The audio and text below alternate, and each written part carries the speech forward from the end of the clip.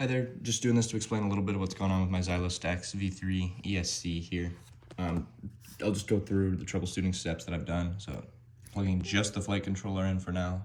You can see connects to Betaflight just fine. This is just because I wiped my flight controller, but flight controller, everything's fine on there.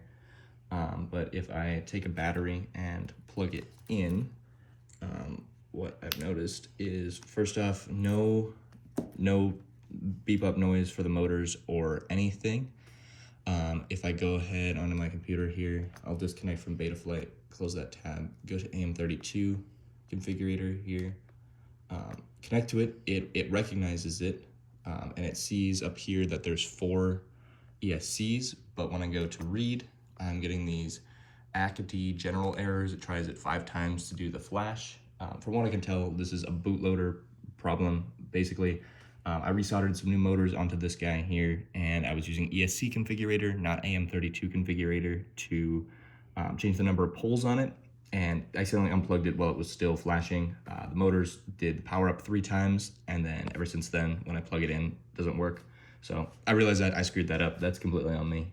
But from that, figuring that out, I believe that what I need to do next is to flash the bootloader onto this using the ST-Link V2 here.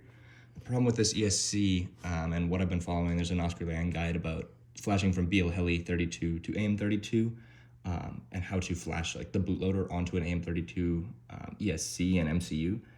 There's no SWD and SWC like pads on this chip. There's these round circular pads, but that's really all. On the V2 of this ESC, there are SWC and SWD pads, but they got rid of it for some reason. I'll go a little bit deeper on the computer here real quick. Disconnect from AM32. I'm as far as ESC config tool here. I'll connect up here.